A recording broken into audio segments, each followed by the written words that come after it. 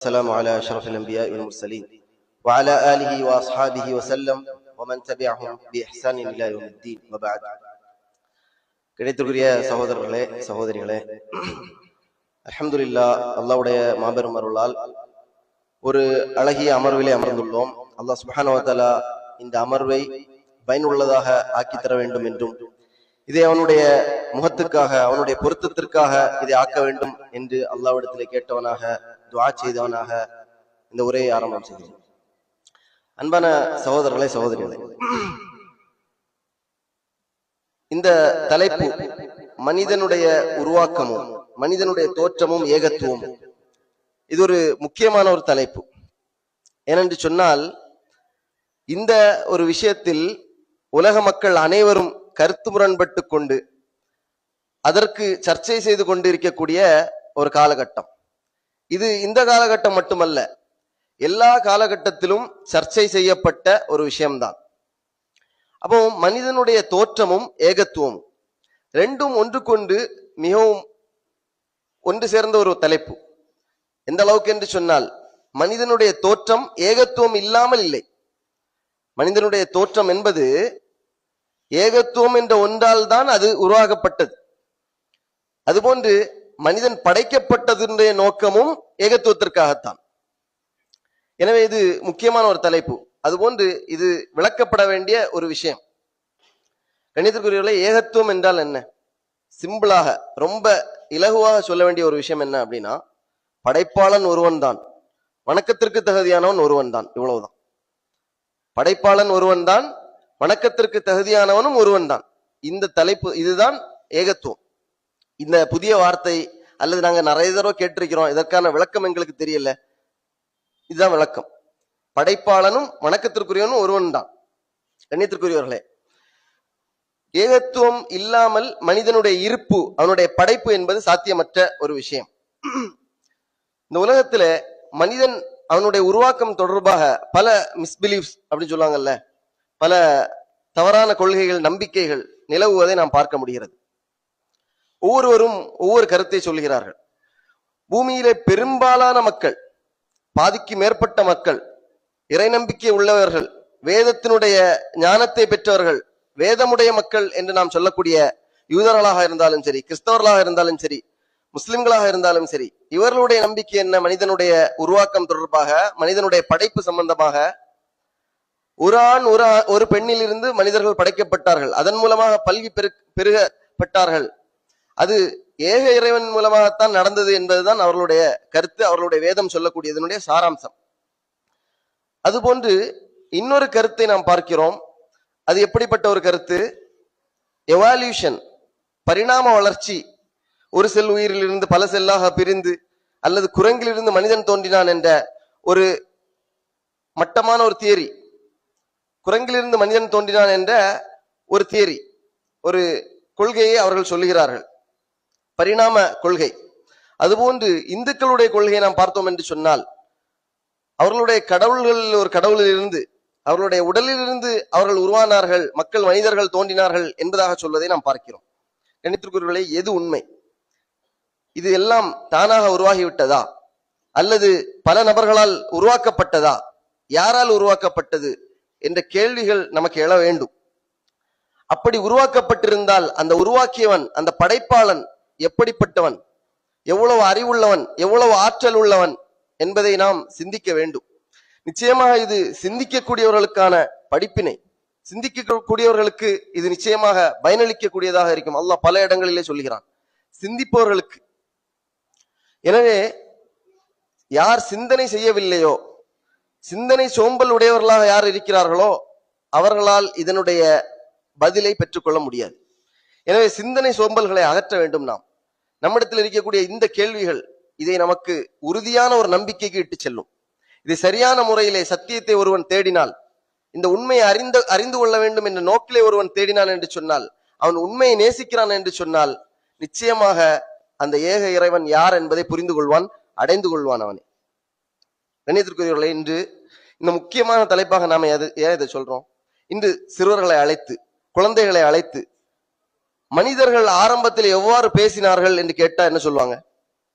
கூச்சலிட்டு கொண்டு சைகையினால் பேசிக் கொண்டிருப்பார்கள், கூகு என்று தங்களுக்கு மத்தியிலே பேசிக் கொண்டிருப்பார்கள் என்ற அவர்களுக்கு ஊசி போடப்பட்ட இன்ஜெக்ட் செய்யப்பட்ட டார்வினுடைய தியரியை தான் மக்களுக்கு மத்தியிலே பேசுவார்கள். அப்படித்தானே? பெரும் அல்லாஹ் பாதுகாத்த குழந்தைகளை தவிர ஆதி மனிதன் என்றால் யார் என்பதை அவர்களுக்கு தெரியாமல் இருப்பதை நாம் பார்க்கிறோம். சகோதரர்களே, இதை நாம் பார்க்க வேண்டும். அப்படி நாம் கவனித்தோம் என்று சொன்னால் உறுதியான நம்பிக்கையை நாம் அடைந்து கொள்வோம். மனிதன் எப்படி உருவானான்? சில கேள்விகளை நாம் எழுப்ப வேண்டும் லாஜிக்கா. இந்த உலகத்திலே நாம் பார்க்கிறோம், நாம் பார்க்கக்கூடிய எந்த ஒன்றுமே தானாக உருவானது கிடையாது.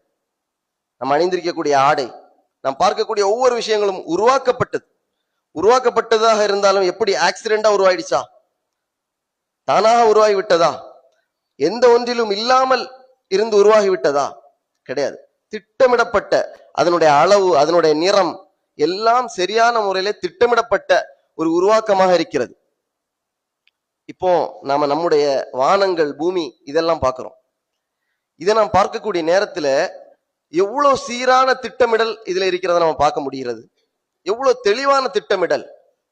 நம்முடைய இன்றைக்கு நம்ம சூரியன் உதிக்கக்கூடிய நேரம் 6:42 அப்படின்னு இருக்குதா?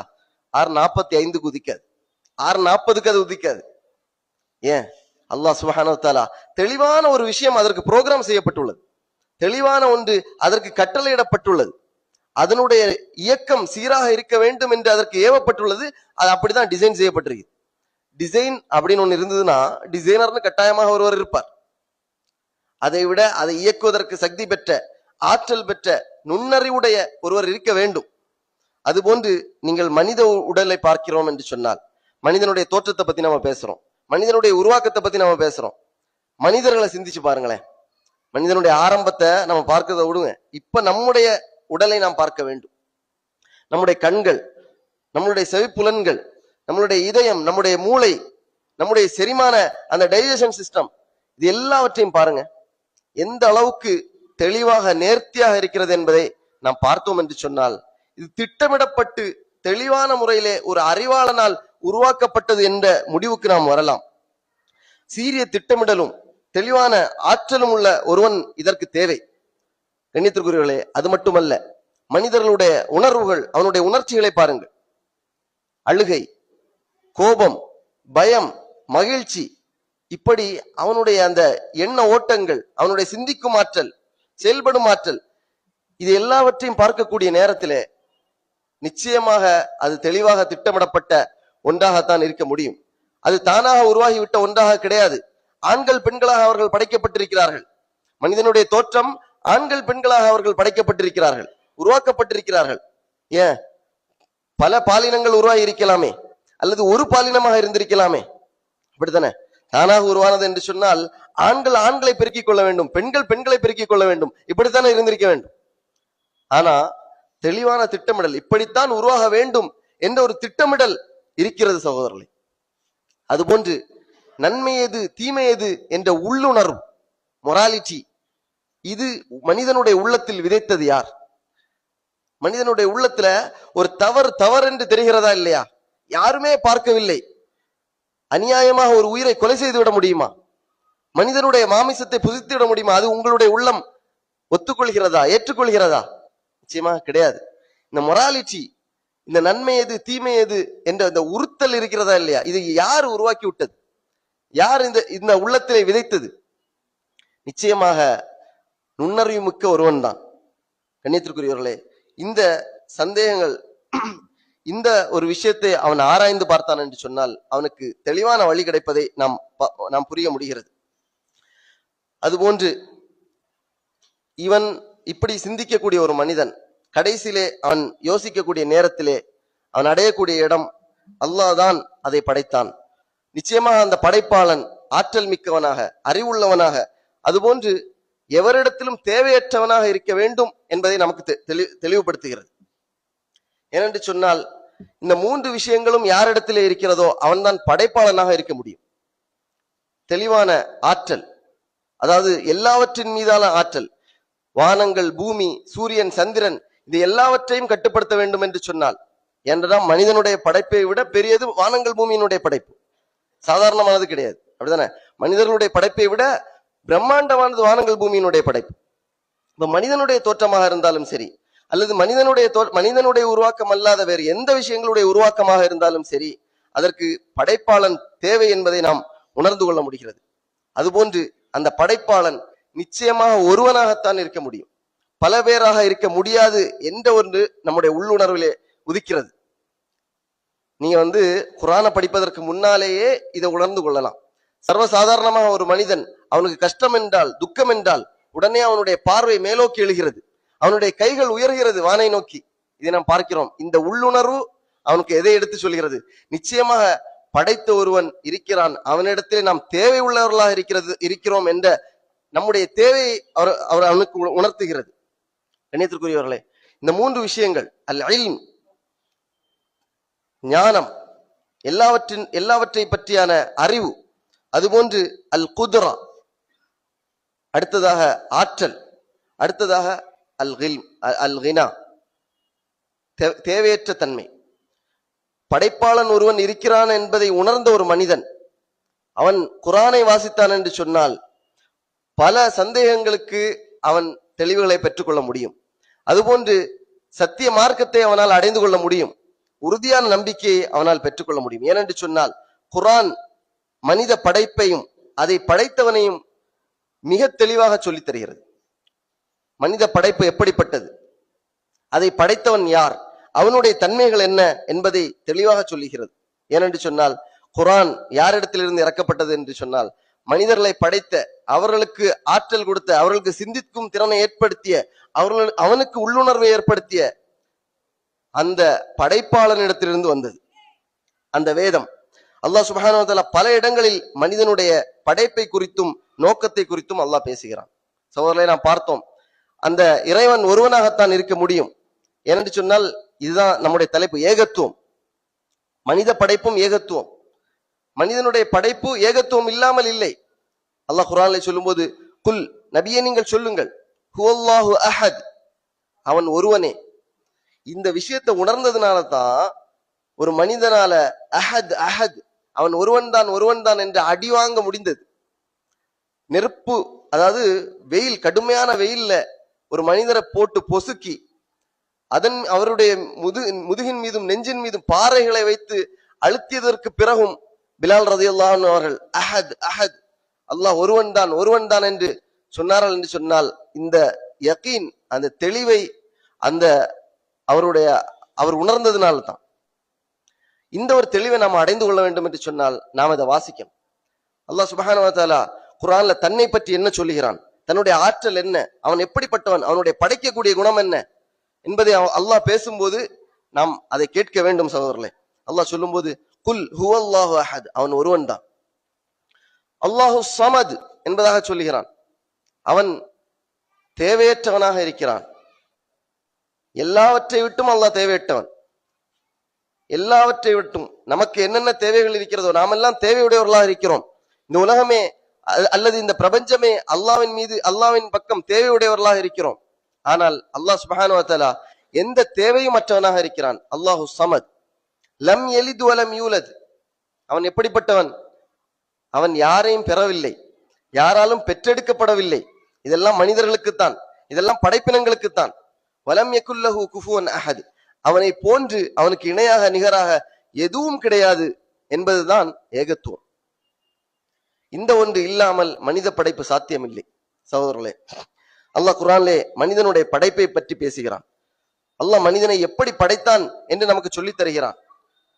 அறிவியல் பதிலளிக்காத, லாஜிக் பதிலளிக்காத விஷயங்கள் குர்ஆனிலே அல்லாஹ் சுப்ஹானஹு வ தஆலா தெளிவாக நமக்கு பதிலை தருகிறான். சத்தியத்தை தேடக்கூடியவர்களுக்கான தெளிவை அல்லாஹ் குர்ஆனிலே வைத்திருக்கிறான். இந்த வேதத்தை படிக்கக்கூடிய ஒருவன் உணர்ந்து கொள்வான், இது நிச்சயமாக அல்லாஹ்விடத்திலிருந்து இறக்கப்பட்ட வேதம்தான், நிச்சயமாக படைப்பாளனிடத்திலிருந்து இறக்கப்பட்ட வேதம்தான்.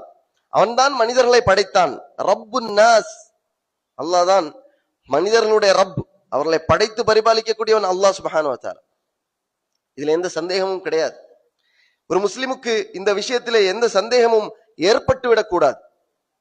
அவன் தொடர்ச்சியாக அல்லாஹ்வின் மீது யக்கீனை அடைந்து கொண்டே இருக்க வேண்டும். அல்லாஹ் சொல்லுகிறான், ஹலகல் இன்சான மின் ஸல்ஸாலின் கல் ஃபஹார், அல்லாஹ் மனிதனை படைத்தான், தட்டினால் சப்தம் உண்டாகக்கூடிய களிமண்ணில் இருந்து அல்லாஹ் படைத்தான் மனிதனை. ஒரு மனிதனை அல்லாஹ் முதல் மனிதனாக படைக்கக்கூடிய நேரத்துல தட்டினால் சப்தம் உண்டாகக்கூடிய களிமண்ணில் இருந்து படைக்கிறான். அதுபோன்று சூரத்து நிசாவுடைய முதல் வசனத்தில் அல்லாஹ் சொல்லும் போது, யா ஐயுஹன் நாஸ், மனிதர்களே, இத்தகு ரப்பக்கும், உங்களுடைய ரப்பை நீங்கள் பயந்து கொள்ளுங்கள், அஞ்சிக் கொள்ளுங்கள், அவனுக்கு வழிபட்ட ஒரு வாழ்வை வாழ்ந்து கொள்ளுங்கள் என்பதாக சொல்லிவிட்டு அல்லாஹ் சொல்லுகிறான், அல்லதி ஹலகக்கும் மின் நஃப்ஸின் வாஹிதா, உங்கள் அனைவரையும் ஒரு ஆத்மாவில் இருந்து படைத்தான். உங்கள் அனைவரையும் ஒரு ஆத்மாவில் இருந்து படைத்தான். வஹலக மின்ஹா ஜௌஜஹா, அந்த ஆத்மாவில் இருந்து அல்லாஹ் அதனுடைய துணையை ஏற்படுத்தினான், துணையை படைத்தான். வபஸ்ஸ மின்ஹுமா ரிஜாலன் கஸீரன் வனிசாஅ, அவர்கள் இருவரின் மூலமாக ஆண்கள் பெண்கள் பலவேரை உற்பத்தி செய்கிறான், உருவாக்குகிறான். மனிதனுடைய படைப்பை அல்லாஹ் சுப்ஹானஹு வ தஆலா இப்படி பேசுகிறான் சகோதரர்களே. எனவே குரங்கிலிருந்து வந்து குரங்கனுடைய பேரப்பிள்ளைகளாக மனிதர்கள் கிடையாது. அல்லாஹ் சுப்ஹானஹு வ தஆலா படைத்த உயர்ந்த படைப்பாக மனிதன் இருக்கிறான். அதுபோன்று இந்த படைப்பை அல்லாஹ் படைத்திருக்கிறான் என்று சொன்னால் என்ன நோக்கத்துக்காக, என்ன காரணத்துக்காக அல்லாஹ் படைத்திருக்கிறான்? பர்பஸ், லைஃபுக்கு என்ன, வாழ்க்கைக்கு என்ன நோக்கம், இதை அல்லாஹ் சுப்ஹானஹு வ தஆலா தெளிவுபடுத்துகிறான். இன்னைக்கு எவால்யூஷனை பேசக்கூடியவர்கள், பரிணாம வளர்ச்சியை குறித்து பேசக்கூடியவர்கள், குரங்கிலிருந்து மனிதன் தோன்றினான் என்று சொல்லக்கூடியவர்கள், வாழ்க்கைக்கு என்ன நோக்கம், என்ன அர்த்தம் கிடையாது அவர்களிடத்துல. இந்த உயிர் இதற்கு பிறகு, மரணித்ததற்கு பிறகு என்ன ஆகும், அவர்களிடத்துல பதில் கிடையாது. அல்லாஹ் சுப்ஹானஹு வ தஆலா இது எல்லாவற்றையும் படைத்தவன், நுண்ணறிவாளன், அல் ஹக்கீம், அவன் நமக்கு தெளிவாக சொல்லித் தருகிறான். கண்ணியத்திற்குரியவர்களே, யா அய்யுஹன் நாஸ் இன்னா ஹலக்னாக்கும் மின் ذكر وانثى, உங்கள் அனைவரையும் ஒரு ஆண் ஒரு பெண்ணில் இருந்து படைத்தோம் என்பதாக அல்லாஹ் சொல்லுகிறான். அப்ப படைப்பாளன் ஒருவன் தான், ஒரு ஆத்மாவில் இருந்தான் படைத்திருக்கிறான். அதுபோன்று அல்லாஹ் சொல்லும் போது வஹலக லக்கும் மா ஃபில் அர்தி ஜமீஆ, இந்த உலகத்தில் உள்ள எல்லா விஷயங்களையும் உங்களுக்காகத்தான் படைத்தேன் என்பதாகவும் சொல்லுகிறான். மனிதர்களுக்காகத்தான் இந்த உலகத்தில் உள்ள எல்லாவற்றையும் படைத்தேன் என்பதாக சொல்லுகிறான். இப்ப மனிதனை படைப்பதற்கு முன்னாலேயே நம் மனிதனுக்கு தேவையான வாழ்வாதாரம், இந்த மனிதன் எப்படி வாழ முடியும், அவனுக்கு தேவையான நீர், அவன் வாழ்வதற்கு தேவையான ஆக்சிஜன், அப்படித்தானே, அதுபோன்று அவனுக்கு உணவு உற்பத்தி செய்யக்கூடிய ஒரு தளம், அதற்கான காலகட்டம், சூழ்நிலை, தட்பவெப்பம், எல்லாவற்றையும் தெளிவாக திட்டமிட்டு அல்லாஹ் சுப்ஹானஹு வ தஆலா மனிதனுக்காக படைத்திருக்கிறான். வஹலக லக்கும் மா ஃபில் அர்தி ஜமீஆ, எல்லாவற்றையும் தெளிவாக திட்டமிட்டு படைத்திருக்கிறான். அதுக்கு பிறகு மனிதனை படைச்சிருக்கிறான். அல்லாஹ் நமக்கு செய்ததை நாம் சிந்தித்து பார்க்க வேண்டும், யோசித்து பார்க்க வேண்டும். அல்லாஹ் நமக்கு என்ன பண்ணியிருக்கிறான் யோசிச்சு பாருங்க. அலம் நஜஅல் லஹு ஐனைன் வ லிசானன் வ ஷஃபத்தைன், அவனுக்கு நாம் கண்களை தரவில்லையா, இரண்டு கண்களை தரவில்லையா, ஒரு நாவையும் இரண்டு உதடுகளையும் நாம் தரவில்லையா? அல்லாஹ் கேட்கிறான். அம் குலிகு மின் கைரி ஷைஇன் அம் ஹுமுல் காலிகூன், எந்த ஒன்று இல்லாத ஒன்றிலிருந்து அவர்கள் உருவாக்கப்பட்டு விட்டார்களா, அல்லது அவர்களே அவர்களுக்கு படைப்பாளிகளா? அல்லாஹ்வுடைய கேள்விகளை பாருங்கள். அல்லாஹ் சொல்லுகிறான், யா அய்யுஹன் நாஸ், சூரத்துல் ஹஜ்ஜுடைய 73வது வசனம். மனிதர்களே, ஒரு உதாரணம் சொல்லப்படுகிறது. ஃபஸ்தமிஉ லஹு, துரிப மஸலுன் ஃபஸ்தமிஉ லஹு, ஒரு உதாரணம் சொல்லப்படுகிறது, செவிதாழ்த்தி கேளுங்கள்.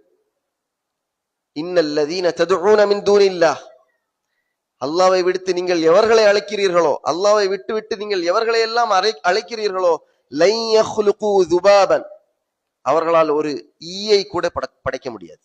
ஒரு ஈ, நாங்கள் அற்பமாக கருதக்கூடிய ஒரு ஈயை கூட அவர்களால் படைக்க முடியாது. வலவிஜ்தமஉ லஹு, அவர்கள் அனைவரும் ஒன்று சேர்ந்தாலும், இந்த மனிதர்கள் எல்லாரும் ஒன்று சேர்ந்தாலும் சரி, இந்த கடவுள்கள் எல்லாரும் ஒன்று சேர்ந்தாலும் சரி, ஒரு ஈயை கூட படைக்க முடியாது. மாறாக அல்லாஹ் சொல்கிறான், வஇன் யஸ்லுபுஹுமு ذுபாபு ஷைஅன், அந்த ஈ அவர்களிடத்திலிருந்து எதையாவது ஒன்றை எடுத்து சென்று விட்டது என்று சொன்னால், லா யஸ்தன்கிதுஹு மின்ஹு, அதனிடத்திலிருந்து அதை திரும்ப மீட்கவும் முடியாது அவர்களால். ضعف الطالب والمطلوب என்பதாக அல்லாஹ் சொல்கிறான். தேடுபவனும் தேடப்படுபவனும் பலகீனர்களே. சிந்தித்து பாருங்கள் சகோதரர்களே. அல்லாஹ் சுப்ஹானஹு வ தஆலா தான் நம்மை படைத்து பரிபாலித்துக் கொண்டிருக்கிறான். மனிதனுடைய உருவாக்கம் என்பது அல்லாஹ்வால் உருவாக்கப்பட்ட ஒன்று, அது தானாக உருவானது கிடையாது. மீண்டும் அவனிடத்திலே நாம் செல்லவிருக்கிறோம். அதுபோன்று அவனுடைய நோக்கமாக அல்லாஹ் சொல்லும் போது, இது எல்லாவற்றையும் மனிதனுக்காக செய்த அல்லாஹ் சுப்ஹானஹு வ தஆலா மனிதனை எதற்காக செஞ்சிருக்கிறான் தெரியுமா? அவன் எதற்காக உருவாக்கி இருக்கிறான் தெரியுமா? அல்லாஹ் சொல்லும் போது, மா ஹலக்துல் ஜின்ன வல் இன்ஸ இல்லா லியஅபுதூன், ஏகத்துவத்துக்காகத்தான். அரபியில சொன்னா தௌஹீதுக்காகத்தான். அவனை மட்டும் வணங்கி வழிபடுவதற்காகத்தான். அல்லாஹ் சொல்லுகிறான், மா ஹலகுத்துல் ஜின்ன வல் இன்ஸ இல்லா லியஅபுதூன். ஜின்களையும் மனிதர்களையும் நான் என்னை வணங்குவதற்காகவே அன்றி படைக்கவில்லை. எதையும் இணைய வைக்காமல், அல்லாஹ்வுக்கு இணையாக்காமல், கலப்பின்றி அல்லாஹ்வை மாத்திரம் நாம் வணங்க வேண்டும். இதுதான் நம்மீதுள்ள கடமை. நிறைய விஷயங்களை நாம கேட்கிறோம். நம்மீது கடமை என்ன?